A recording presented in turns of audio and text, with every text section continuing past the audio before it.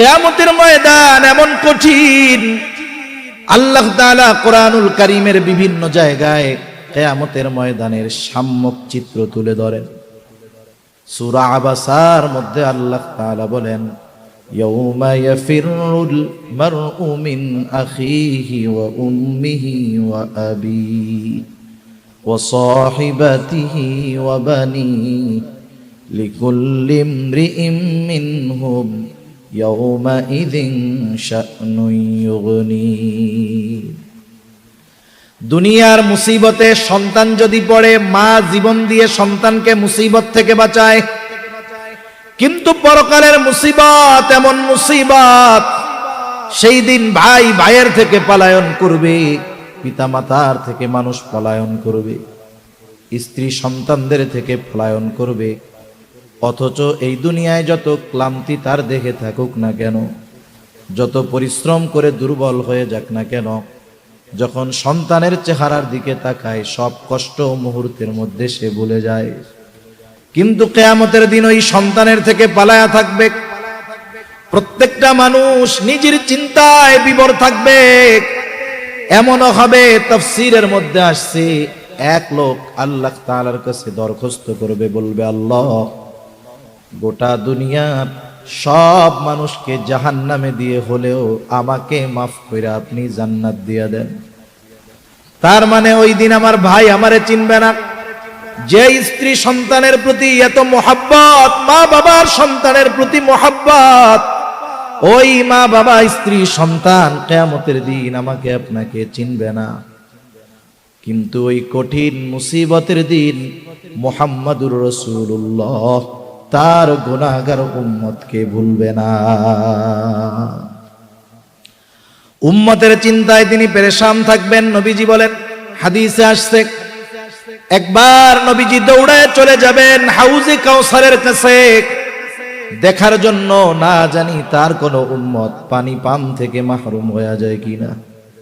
আবার দৌড়ায় চলে যাবে পুল সিরাতের কাছে, না জানি কোন উম্মত পুল পার হতে ব্যর্থ হয়ে যায় কিনা। আবার আরেকবার দৌড়ায় চলে যাবে মিজানের কাছে, না জানি নেকি সওয়াব গুনাহ ওজন দেওয়ার সময় ধরা পড়ে যায় কিনা। আবার একবার দৌড়ায় যাবে জাহান্নামের কাছে, না জানি কোন উম্মতকে জাহান্নামে দিয়ে দেওয়া হয় কিনা। আবার যখন সুপারিশের প্রয়োজন হবে, নবীজি গিয়ে আল্লাহর কুদরতি কদমে সেজদায় লুটায়া পড়বে। এক জায়গায় স্থির তিনি থাকবেন না।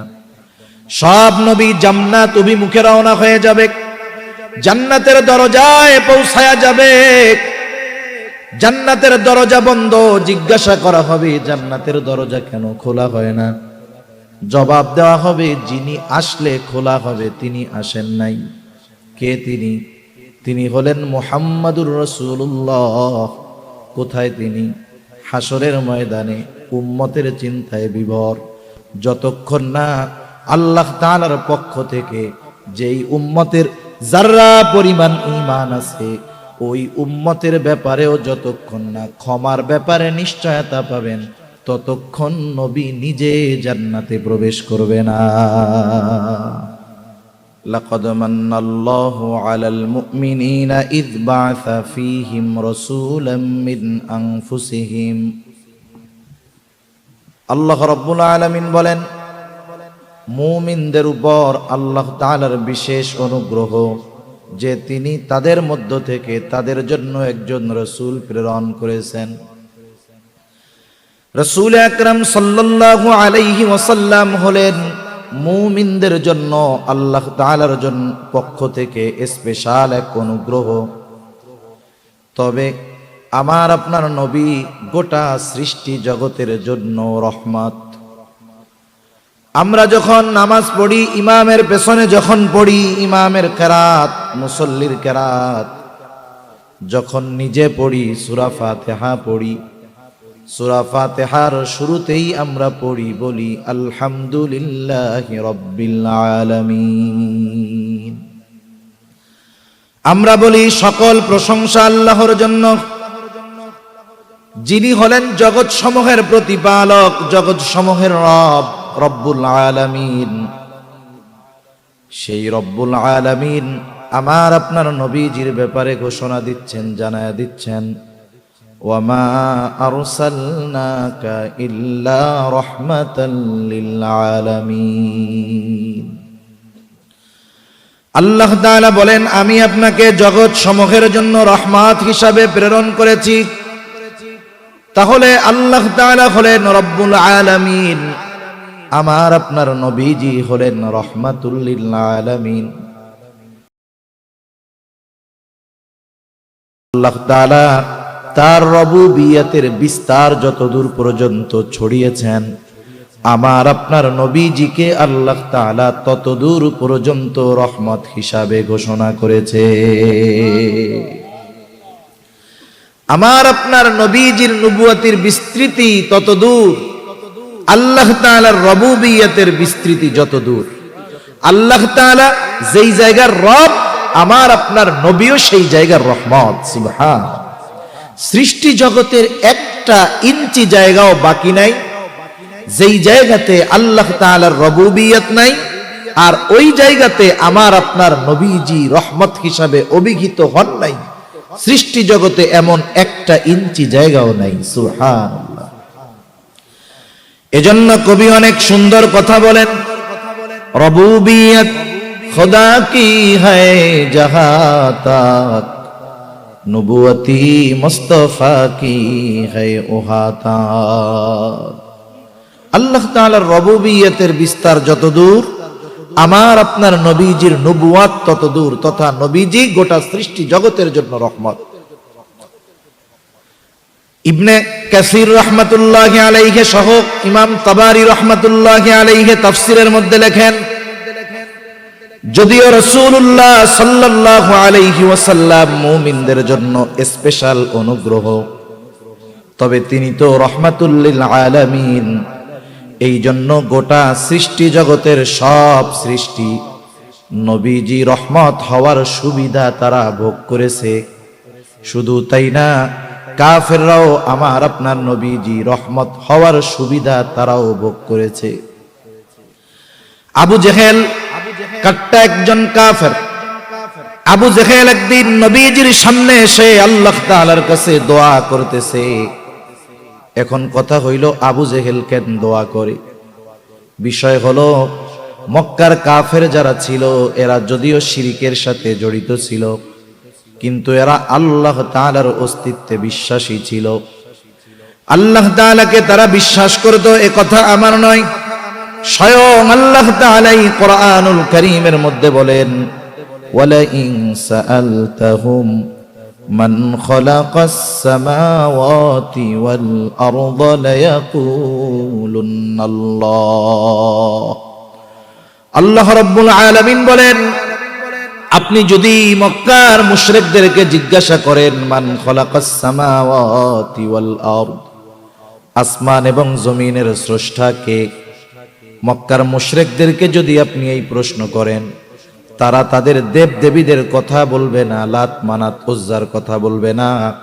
আল্লাহ তাআলা দুইটা তাকিদ যোগ করে বলেন, লা ইয়াকুলুন্নাল্লাহ, অবশ্যই অবশ্যই মক্কার মুশরিকেরা বলবে আসমান জমিনের স্রষ্টা হলেন আল্লাহ।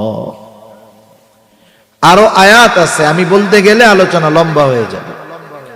তারা যে আল্লাহ তাআলাকে স্রষ্টা হিসাবে বিশ্বাস করে, এ সাক্ষ্য দুনিয়ার কেউ দেয় নাই, দিছেন কে? আল্লাহ। তবে এরা এমন কিছু শিরকের সাথে জড়িত ছিল যেগুলোর মাধ্যমে ঈমান ধ্বংস হয়ে যায়, এজন্য ওরা অনন্তকাল জাহান্নামে। আবু জেহেল আল্লাহ তাআলার কাছে দোয়া করে, বলে, আল্লাহ, সত্যই যদি আপনি এই কোরআন মুহাম্মাদের উপরে নাজিল করে থাকেন, তাইলে আমাদের উপরে পাথর বর্ষণ করেন, নাইলে যন্ত্রণাদায়ক শাস্তি দেন। আবু জেহেল দোয়া করতেছে। আবু জেহেল তো আল্লাহ তাআলাকে মানে, বিশ্বাস করে। শুধু তাই না, নবীজি সাল্লাল্লাহু আলাইহি ওয়াসাল্লাম এক হাদিসের মধ্যে বলেন, আবু জেহেল আল্লাহ তাআলার কাছে দোয়া করেছে এবং আবু জেহেলের দোয়া ও আল্লাহ তাআলা কবুল করেছে। বদরের দিন সকালবেলায়, যেই দিন বদরের যুদ্ধ হবে, সকালবেলায় আবু জেহেল আল্লাহ তাআলার কাছে সকালবেলা ওইটা দোয়া করে বলে, আল্লাহ, আজকের দিনে যারা হকের উপরে আছে, সত্যের উপরে আছে, আপনি তাদেরকে বিজয় দান করেন। দোয়া করছে আবু জেহেল। নবীজি বলেন, আল্লাহ তাআলা আবু জেহেলের দোয়া কবুল করেছে। বদরের দিন যারা হকের উপরে ছিল, সত্যের উপরে ছিল, আল্লাহ তাআলা তাদেরকেই বিজয় দান করেছে। এখন বলেন, কেউ যদি দোয়া কইরা এই দোয়া করে যে আমার উপরে পাথর বর্ষণ করেন, নাইলে যন্ত্রণাদায়ক শাস্তি দেন, এটা কি রহমত না আযাব? আযাব। এখন এইরকম দোয়া করলো কেন? কিছু মানুষ আছে হিংসার কারণে। একটা উদাহরণ দিলে বুঝতে সহজ হবে। সজাগ আছেন তো আপনারা? আচ্ছা, মাশাআল্লাহ।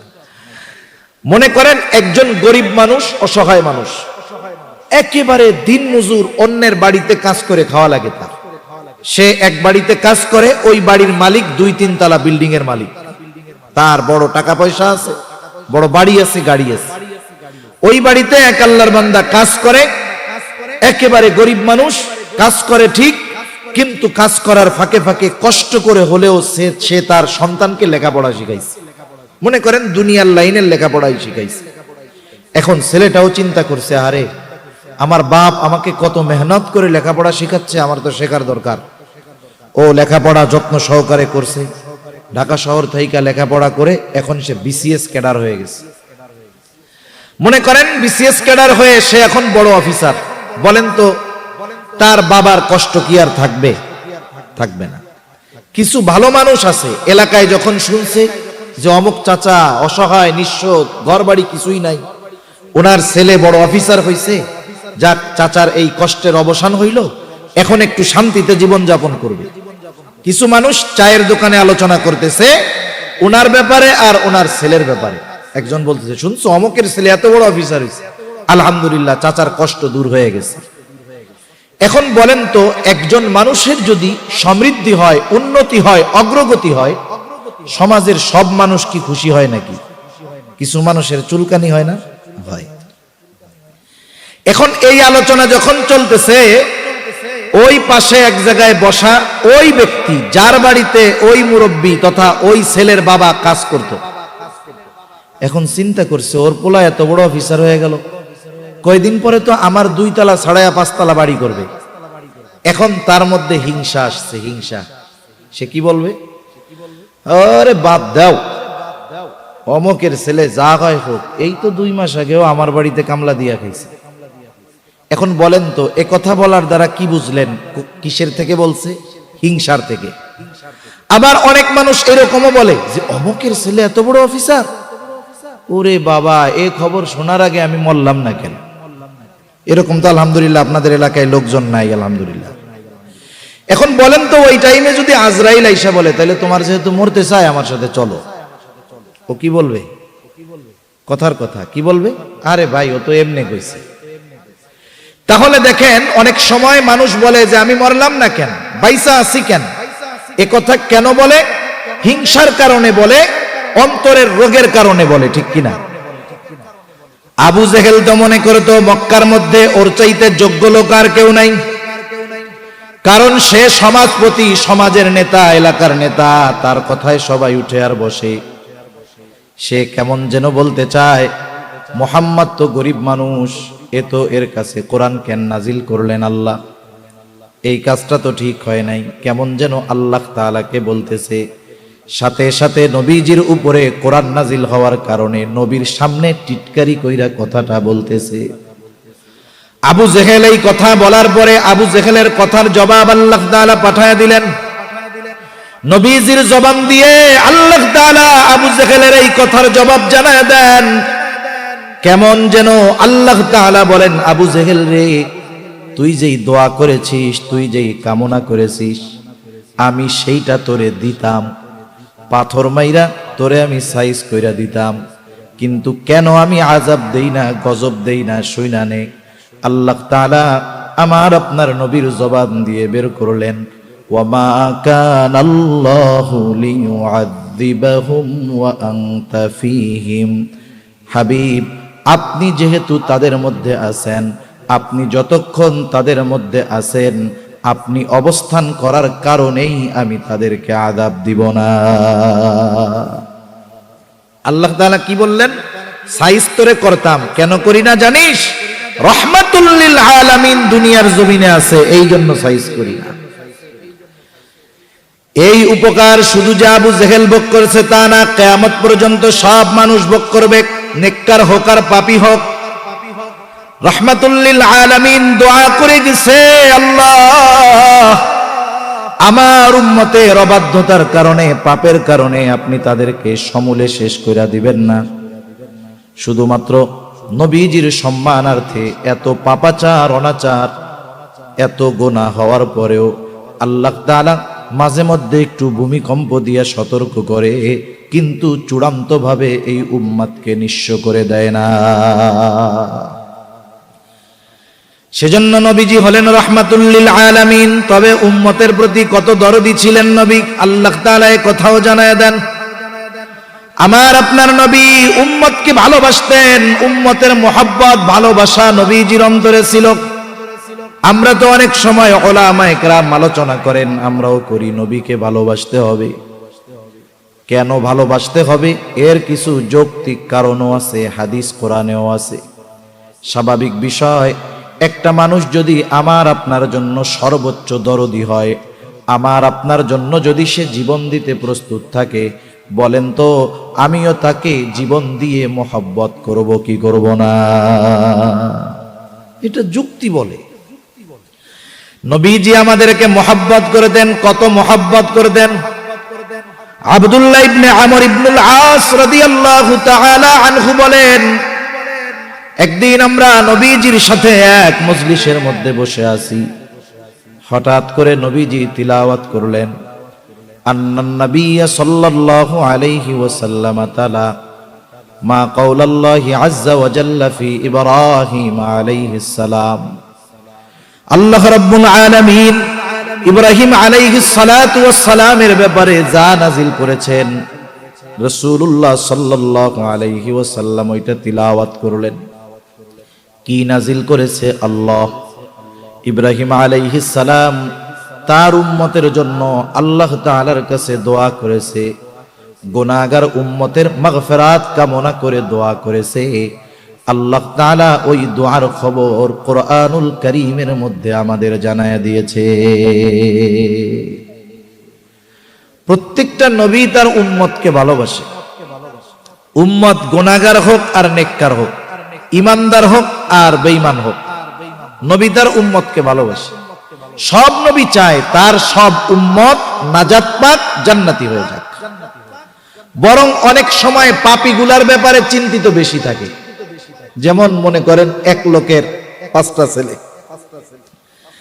5টা ছেলের মধ্যে 4 ছেলেই দিনদার, মুত্তাকি, পরহেজগার, একজন খারাপ। ওই 4 জন একসাথে যত ভালো, একজন ওই 4 জনের চাইতে বেশি খারাপ।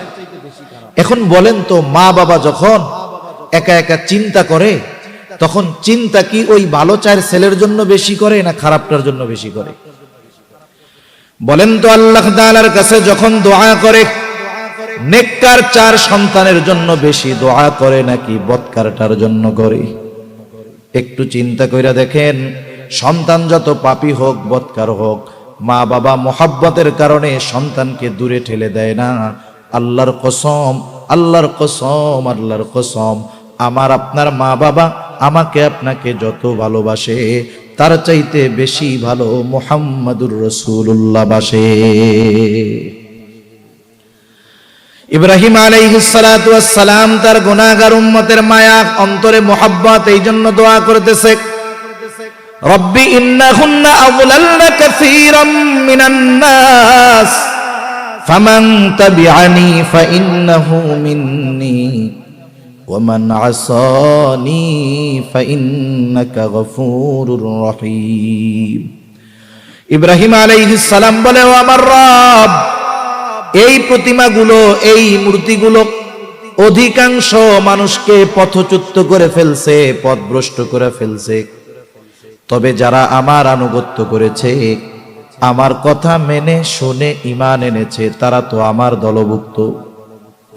তবে যারা আমার কথা মানে নাই, ওমান আসানি, যারা আমার কথা শুনে ঈমান আনে নাই, মূর্তি পূজা ছাড়ে নাই, ইব্রাহিম আলাইহিস সালাম কেমন যেন বলে আল্লাহ এরাও তো আমার উম্মত, যদিও এরা পাপী গুনাহগার। কেমন যেন ইব্রাহিম আলাইহিস সালাম বলে আল্লাহ আপনি যদি চান আমার এই গুনাহগার উম্মত গুলারেও আপনি মাফ করে দিতে পারেন। কারণ কি? ফাইন্নাকা গফুরুর রহিম, আপনি হলেন অতিশয় ক্ষমাশীল আর দয়ালু, আপনি আমার গুনাহগার উম্মত গুলারেও মাফ করে দেন। রাসূলুল্লাহ وقال عيسى عليه السلام إن تعذبهم فإنهم عبادك। ঈসা আলাইহিস সালাম তার গুনাহগার উম্মতের জন্য দোয়া করে বলে আল্লাহ আপনি যদি তাদেরকে শাস্তি দেন তারা তো আপনারই বান্দা, আর আপনি যদি তাদেরকে ক্ষমা করে দেন ওয়া ইন তাগফির লাহুম ফাইন্নাকা আনতাল আজিজুল হাকীম, আর আপনি যদি তাদেরকে ক্ষমা করে দেন আপনি আজিজ, আপনি হাকিম, আপনি হলেন মহাপ্রক্রমশালী মহাপ্রজ্ঞাময়। আপনি যদি আমার উম্মত আপনার গুনাহগার বান্দাকে ক্ষমা করে দেন কেউ আপনাকে জিজ্ঞাসা করবে না, কারণ জানতে চাইবে না, কারণ আপনি তো আজিজ, আপনি তো হাকিম। ঈসা আলাইহিস সালাম বলতেছে আমার গুনাহগার উম্মত গুলারে মাফ করে দেন। অনেক সময় অনেক কথা আমাদের মনে থাকে না, আরেকজনের ওই বিষয়টা করতে দেখলে বলতে দেখলে তখন নিজের মনে পড়ে যায়, হয় না এরকম? অনেক সময় মনে করেন আপনি একটা জিনিস করবেন মনে নেই, কথার কথা বাসার থেকে বলছে মোবাইলে 100 টাকা ভরে দিয়েন, বাজারে আসছেন আর মনে নেই, ভুলে গেছে। হঠাৎ দেখতেছেন আরেকজন সামনে ওই টাকা রিচার্জের দোকানে টাকা রিচার্জ করতেছে, আরে মনে পড়ে গেছে আমারও তো বাসার থেকে বলতে বলছিল। নবীজি যখন এই দুই নবীর দোয়া তিলাওয়াত করলেন যা তারা উম্মতের ব্যাপারে করছে, এইবার নবীজির অন্তরে তার গুনাহগার উম্মতের মুহাব্বতের জোশ উঠে গেছে। নবীজি এইবার দুই হাত উঁচু করে কান্না শুরু করে দিয়েছেন। নবীজি শুধু কান্না করেন আর বলেন আল্লাহুম্মা উম্মতি উম্মতি, আর কিছু বলেন না। আল্লাহ রাব্বুল আলামিন তো সব জানেন, নবীজি কিছু বলেন না, শুধু বলেন আল্লাহুম্মা উম্মতি উম্মতি। মূলত নবীজি কি বলতে চায় দুনিয়ার কেউ জানুক আর না জানুক, বুঝুক আর না বুঝুক, যিনি জানেন যিনি বোঝেন তিনি কে? আর একটু জোরে বলেন না কে? আর একটা উদাহরণ দিলে বুঝতে সহজ হবে। মনে করেন বৃহস্পতিবার বিকালবেলা আপনাদের সন্তান নাতিপোতা ছোট ভাই ব্রাদার মাদ্রাসায় পড়ে না, ছোট ছোট বাচ্চা হেফজখানায় পড়ে, মক্তবে পড়ে, মাদ্রাসায় আবাসিক থাকে, বাসা মনে করেন এখান থেকে 1.5-2-5 কিলোমিটার দূরে। এখন এই ছোট বাচ্চাটা বৃহস্পতিবার আসরের পরে হুজুরের সামনে আইসা বৈশা খালি কান্না করতেছে, কিছু কয় না। বলেন তো যাদের সন্তান মাদ্রাসায় আছে, ছোট্ট একটা বাচ্চা যদি বৃহস্পতিবার আসরের পরে হুজুরের সামনে বৈশা কান্না করে, কিছুই বলা লাগবে না। বলেন তো ওই বাচ্চার কান্নার কারণ হুজুর বুঝবে কি বুঝবে না? কেন কান্না করে? মূলত সে বাসায় যাইতে চায়, হুজুর বুঝে। এরপরেও বলে কেন কান্না করো বলো, ওলা আরো কান্না বাড়ায় দেয়। একটু পরে বলে যতই কান্না করো লাভ হবে না, কেন কান্না করতেছো আগে এটা তোমারে বলতে হবে। এইবার ওই ছোট বাচ্চাটা যখন বলে হুজুর আমার মার জন্য পেট পুড়তেছে, বুক পুড়তেছে, পরাণ পুড়তেছে, আমি একটু বাসায় যাবো, ছুটি দেন। এইবার হুজুর একটা হাসি দিয়া বলে ঠিক আছে যাও, আগামীকাল সন্ধ্যার আগে আবার মাদ্রাসায় চলে আসবা। তাহলে দেখেন হুজুর কারণ বুঝার পরেও ছাত্রর মুখ দিয়ে কেন শুনতে চায়? এটা হলো উস্তাদ ছাত্রের একটা মহব্বতের বহিঃপ্রকাশ। আল্লাহ তাআলা সব জানেন তার হাবিব কি বলতে চায়, এরপরেও হাবিবের জবান দিয়ে শুনতে চায়। জিবরাইল আলাইহিস সালামকে পাঠায় দিয়েছে, যাও মুহাম্মাদের কান্নার কারণটা জিজ্ঞাসা করো। জিবরাইল আলাইহিস সালাম আয়েশা বলে আপনি কান্না করেন কেন?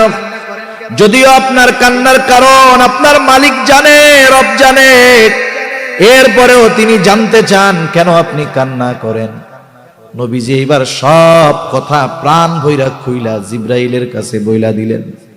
অনেক সময় বিষয়টা এমন হয়, বাপের সাথে সন্তানের সম্পর্ক যত ভালো হোক, কিছু বিষয় আছে ওই কথাগুলা মন খুইলা বাবার কাছে বলা যায় না। বলায় কারে দিয়া? দুলাভাইরে দিয়া বলায়, বোন রে দিয়া বলায়। যদিও সে বাপরে বলতে পারে, বাপও তারে ভালোবাসে, সেও বাপকে ভালোবাসে, কিন্তু কিছু কথা আছে বাবার কাছে মন খুলে বলা যায় না, বা প্রাণ খুলে বলা যায় না, ইজি ভাবে বলা যায় না। জিব্রাইল আলাইহিস সালাম তো নবীজির কাছে 26,000 বারের উপরে আসছে, সুবহানাল্লাহ বলেন। এতবার আসছে, তার সাথে একটা গহীন সম্পর্ক হয়ে গেছে না? আর আল্লাহ তাআলার সাথে জিব্রাইল আলাইহিস সালামের সম্পর্ক ভালো, নবীজিরও সম্পর্ক ভালো। এরপরেও যেহেতু নবীজি কিছু বলেন না, জিব্রাইল আলাইহিস সালামের মাধ্যমেই আল্লাহ তাআলার কাছে জানাইলেন যে এই বিষয়, যদিও আল্লাহ সব জানে। জিব্রাইল আলাইহিস সালাতু ওয়াস সালাম সব কথা গিয়ে আল্লাহ তাআলার কাছে বললেন। আপনার হাবিবের কান্নার কারণ হলো তার উম্মতের মাগফিরাত, তার উম্মতের নাজাত, এই জন্য তিনি কান্না করেন। আল্লাহ তাআলা বলে, জিব্রাইল যাও আমার হাবিব মুহাম্মদকে গিয়ে জানায় দাও, আমি অচিরেই তাকে তার উম্মতের ব্যাপারে সন্তুষ্ট করব, আমি তাকে তার উম্মতের ব্যাপারে অসন্তুষ্ট করব না। রাসূলুল্লাহ সাল্লাল্লাহু আলাইহি ওয়াসাল্লাম এই জন্য সুযোগ পাইলেই আল্লাহ তাআলার কাছে উম্মতের কথা বলতেন, উম্মতের ব্যাপারে ফিকিরে থাকতেন, উম্মতের কল্যাণের চিন্তা নবীজি করতেন।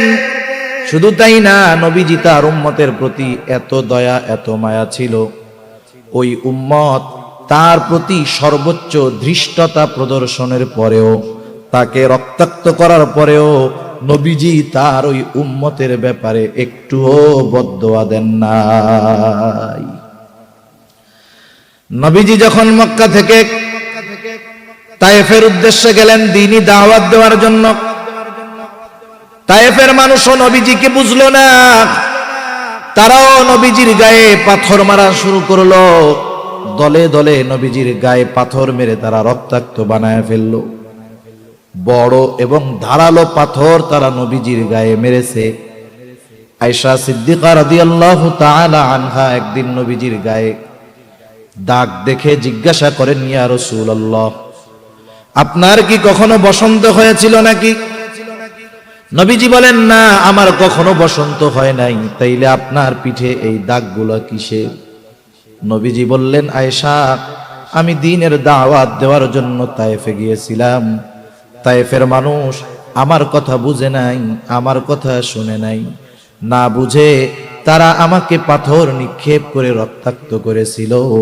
আয়েশা রে, এই দাগগুলো হলো তায়েফের মানুষের নিক্ষিপ্ত ওই পাথরের দাগ। কি পরিমাণ রক্তাক্ত হয়েছেন নবীজি! তায়েফের মানুষেরা নবীজিকে পাথর মারতো, গা বেয়ে বেয়ে রক্ত পড়তো। নবীজি জমিনের উপরে পড়ে যাইতেন, আবার উঠতেন, আবার দাওয়াত দিতেন। হযরত যায়েদ রাদিয়াল্লাহু তাআলা আনহু নবীজির সাথে ছিলেন, একা কুলায় পারেন না, ঠেকায় পারেন না। পুরা পোশাক রক্তাক্ত হয়ে গেছে, গা দিয়ে রক্ত বেয়ে বেয়ে পড়ে নবীজির জুতার মধ্যে রক্ত ঢুকে গেছে। ওই রক্ত শুকায়া জুতা নবীজির পায়ের সাথে আটকে গিয়েছে। কি পরিমাণ রক্ত নবীজির দেহ দিয়ে বের হয়েছে! পড়ন্ত বিকালে নবীজি এক আঙ্গুর বাগানের পাশে গিয়ে একটু বিশ্রাম নিচ্ছেন। কারণ আমরা অনেক সময় যারা রক্তদান করেছি, রক্ত ডোনেট করেছি, তারা জানবো, রক্ত দিতে গেছি 150 গ্রাম, সর্বোচ্চ 200 গ্রাম রক্ত শরীর থেকে বের করে, এতেই কতজন অজ্ঞান হয়ে পড়ে যায়। নবীজির গা দিয়ে অনেক রক্ত পড়ছে, নবীজি ক্লান্ত, একটু বিশ্রাম নিচ্ছেন। ইতিমধ্যে জিবরাইল আলাইহিস সালাতু ওয়াস সালাম হাজির, এসে সালাম দিয়ে বলে, ইয়া রাসূলুল্লাহ, এই কওম আপনার সাথে কেমন আচরণ করেছে, আপনার মালিক সব দেখছে। আজকে আমার সাথে নতুন একজনকে পাঠানো হয়েছে, যেই ফেরেশতা ইতিপূর্বে আপনার কাছে আসে নাই। নবীজি বলেন, এইবার ওই নতুন ফেরেশতা আমার কাছে এসে সালাম দেওয়ার পরে বলতেছে, ইয়া রাসূলুল্লাহ, আপনার কওম আপনার সাথে কেমন আচরণ করেছে আপনার মালিক সব দেখছে, তিনি আমাকে আপনার নিকটে পাঠিয়েছেন আপনার আদেশ পালন করার জন্য, আপনি যা বলবেন তাই মানার জন্য। আপনি যদি আমাকে আদেশ দেন, নির্দেশ দেন, যেই সম্প্রদায় আপনার সাথে এমন আচরণ করেছে, আপনি যদি আমাকে নির্দেশ দেন, দুই পাহাড় দিয়ে তাদেরকে এমন ভাবে পিষে দেওয়া হবে, ওইখানে যে একটা জনবসতি ছিল তার কোনো অস্তিত্ব থাকবে না। একটু চিন্তা কইরা দেখেন আমরা কতটা প্রতিশোধ পরায়ণ। 10 বছর আগে কেউ যদি আমাদের দিকে একটু চোখ গরম করে তাকায় থাকে, 10 বছর পরে যদি আমি পাওয়ার পাই, ক্ষমতা পাই, আমি চিন্তা করি 10 বছর আগে যে আমার দিকে চোখ গরম কইরা তাকাইছে তার চোখটাই তুইলা দিমু, ঠিক কিনা বলেন? কিন্তু নবীজি এমনটাও বলেন নাই যে হালকা পাতলা দিয়া একটু শায়েস্তা কইরা দাও, বরং নবীজি কি বললেন চিন্তা কইরা দেখেন। কেন তিনি রহমাতুল লিল আলামিন, কেন অন্তরের মধ্যে উম্মতের মায়া, উম্মতের মোহাব্বত ভরা। নবীজি একটু আরাম করতেছিলেন, ফেরেশতা ওই কথা বলার পরে নবীজি একটু সোজা হয়ে বসলেন। কেমন যেন নবীজি বলতেছেন, শোনো, তুমি তো আমাকে বলতেছো আদেশ দেন দুই পাহাড় দিয়ে তাদেরকে পিষে দেই, তবে শোনো তাদের ব্যাপারে আমার বক্তব্য কি। নবীজি বললেন, বাল আরজু আন ইয়াখরুজাল্লাহু মিন আসলাবিহিম মান ইয়াবুদুল্লাহা ওয়াহদাহু ওয়া লা ইউশরিকু বিহি শাইআ। নবীজি বলেন, শোনো, দুই পাহাড় দিয়ে পিষে হত্যা করা নয়, নিশ্চিহ্ন করা নয়, বরং আমি আল্লাহ তাআলার কাছে তাদের ব্যাপারে এই আশা পোষণ করি যে আল্লাহ রাব্বুল আলামিন এই মানুষগুলোর মধ্য থেকে এমন এক প্রজন্ম বের করবে, এমন এক জাতি বের করবে যারা এক আল্লাহর ইবাদত করবে, তার সাথে কারো শরীক করবে না। উম্মতের প্রতি নবীজির মোহাব্বত কত, ভালোবাসা কত। যাই হোক, অনেক রাত হয়ে যাচ্ছে।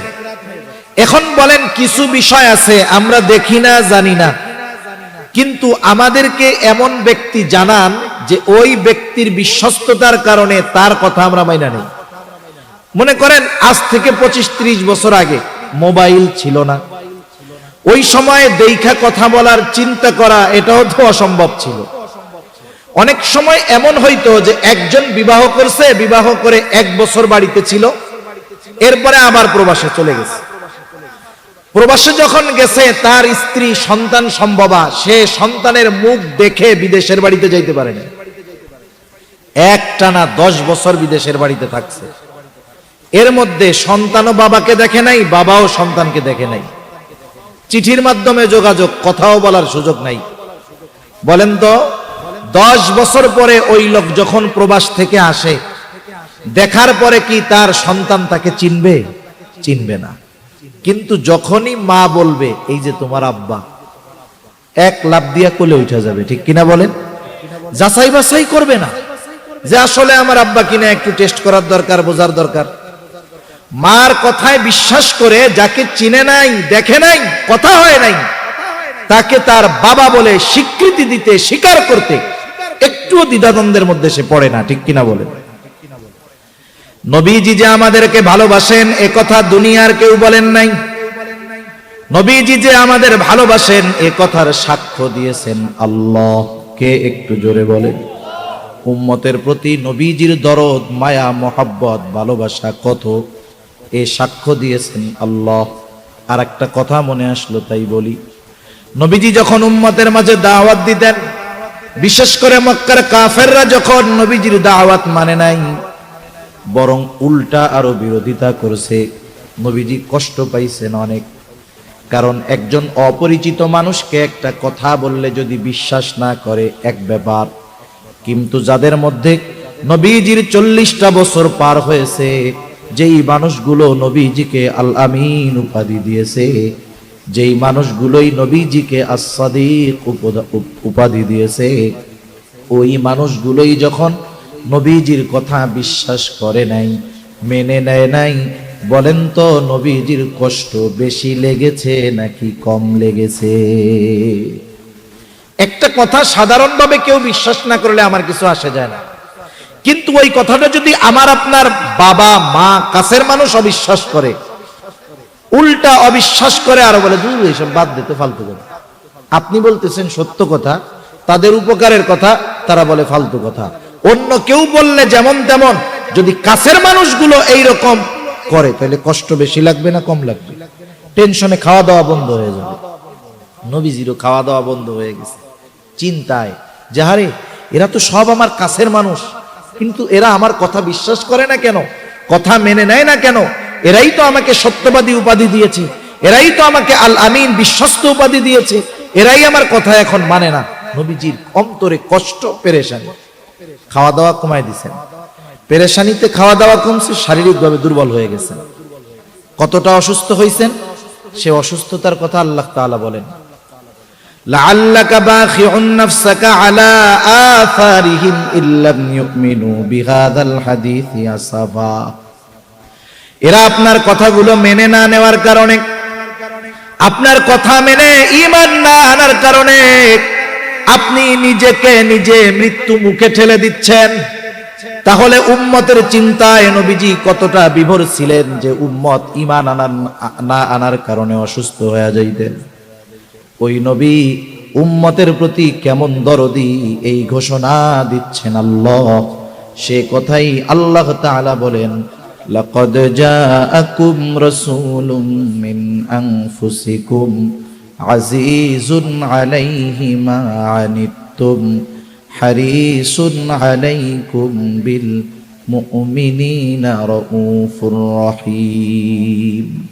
আল্লাহ তাআলা বলেন, তোমাদের মধ্য থেকে তোমাদের জন্য এমন একজন রাসূলের আগমন ঘটেছে, আজিজুন আলাইহি মা আনিতুম, তোমরা যেই বিষয়গুলোয় কষ্ট পাও সেটাও তাকে কষ্ট দেয়। তার মানে উম্মত যেই বিষয়টাতে কষ্ট পায়, নবীজিও সেই বিষয়টাতে কষ্ট পায়। যেই কারণে উম্মত কষ্ট পায়, ওই কারণটা নবীজিরও কষ্ট পাওয়ার কারণ হয়ে যায়। এখন কথা হইলো, কষ্ট আমি পাই তাইলে নবী পাই কেন? কথা হইতে পারে। আরেকটা উদাহরণ দিই, কষ্ট হইতেছে না তো আপনাদের? কথা বুঝতেছেন? কারণ নতুন এলাকায় আসতে গেলে খুব ঝামেলা। আমি তো পটুয়াখালী একবার আসছি কিনা অনেক আগে, তাও মনে হয় ওই বরিশালের ব্রিজটা পার হয়ে ওইদিকে এক জায়গায় হবে, তো অনেক আগে।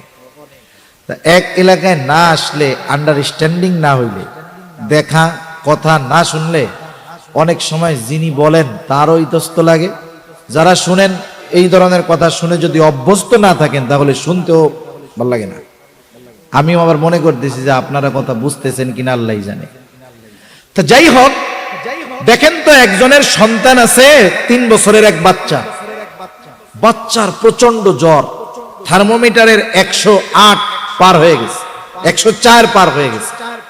বাচ্চা যন্ত্রণায় জ্বরে কষ্টে থরথর করে কাঁপতেছে। বলেন তো, বাচ্চা জ্বরে অসুস্থ কাঁপতেছে, এই সময় তার মা বাবার কেমন লাগে? কেমন লাগে বলেন তো? বাস্তবতা হলো, ওই বাচ্চা জ্বরে যেরকম কষ্ট পায়, তার চাইতে ওই বাচ্চার ওই অবস্থা দেখে মা বাবা আরো বেশি কষ্ট পায়। মনে মনে আল্লাহ রাখা, আল্লাহ রোগটা আমারে দিয়ে আমার পোলাটারে সুস্থ করো তো। মা বাবা সন্তানের মোহাব্বতে সন্তানের কষ্টটা নিজে অনুভব করে। রহমাতুল লিল আলামিন আমাকে আপনাকে মা বাবার চাইতে বেশি মোহাব্বত করে বিধায়, মা বাবার চাইতে বেশি ভালোবাসে বিধায়, আমার আপনার জন্য কষ্টের কারণ যেগুলো হবে ওটাও নবীজির জন্য কষ্টের কারণ হয়ে যায়। একথা আল্লাহ তাআলাই বলেন, আজিজ তিনি হলেন সমব্যথী, হারিসুন আলাইকুম তিনি তোমাদের জন্য কল্যাণকামী। নবীজি সর্বদা উম্মতের কল্যাণের চিন্তা করতেন। কোন বিষয়ের মধ্যে উম্মতের কল্যাণ সেটাই তিনি নিতেন। এই প্রসঙ্গে একটা হাদিস বলি। নবীজি বলেন, প্রত্যেকটা নবীকে স্পেশাল এক একটা দোয়া করার সুযোগ দেওয়া হয়েছে। সব নবী সেই দোয়াটা তার উম্মতের ব্যাপারে দুনিয়াতে করে ফেলছেন। নবীজি বলেন, আমি আমার ওই দোয়াটাকে মওজুদ করে রাখছি, সংরক্ষণ করে রাখছি, দুনিয়ায় করি নাই। কিয়ামতের দিন ওই দোয়াটা আমি আমার উম্মতের জন্য সুপারিশ হিসাবে আল্লাহ তাআলার কাছে করব। সেজন্য নবীজি হলেন উম্মতের সর্বোচ্চ কল্যাণকারী। স্পেশাল ভাবে মুমিনদের জন্য বিল মুমিনিনা রাউফুর রহিম। আল্লাহ তাআলা বলতেছেন ওই নবী তার মুমিন উম্মতের জন্য হলেন রাউফ, ওই মুমিন উম্মতের জন্য হলেন রহিম। নবীর ব্যাপারে বলতেছে আল্লাহ, আপনারা জানেন, হয়তো জেনে থাকবেন। বলেন তো রাউফ কার গুণবাচক নাম? আর একটু জোরে বলেন না। বলেন তো রহিম কার গুণবাচক নাম? দুনিয়ার কোন মাখলুক রাউফ হতে পারে না, দুনিয়ার কোন মাখলুক রহিম হতে পারে না। অথচ আমার আপনার নবী আমাকে আপনাকে কত ভালোবাসে, এটা বোঝানোর জন্য আল্লাহ তাআলা স্বয়ং তার নিজের গুণবাচক নাম নবীজির শানে ব্যবহার করে বলতেছেন, শোনো, এই নবী হলেন তোমাদের জন্য অতি সদয় এবং পরম দয়ালু। এ কথাটা অনুধাবন করার বিষয়। বললাম, এতে বলে ফেললাম। আল্লাহ তাআলা নবীজিকে বলতেছে যে আপনি হলেন রাউফুর রহিম আপনার মুমিন উম্মতের ব্যাপারে। সুবহান। আমরা সেই নবীর উম্মত, যেই নবীর উম্মতের প্রতি ভালোবাসা বয়ান করে, বক্তব্য দিয়ে, কোন মাপার মিটার দিয়ে অনুমান করা সম্ভব না। এই নবী যে উম্মতের প্রতি দরদ শুধু দুনিয়ায় তা না, কিয়ামতের কঠিন ময়দানেও নবীজি কিন্তু উম্মতকে ভুলবে না। কিয়ামতের ময়দান এমন কঠিন, আল্লাহ তাআলা কোরআনুল কারীমের বিভিন্ন জায়গায় কিয়ামতের ময়দানের সাম্যক চিত্র তুলে ধরেন। সূরা আবাসার মধ্যে আল্লাহ তাআলা বলেন, ইয়াউমা ইয়াফিরুল মার'উ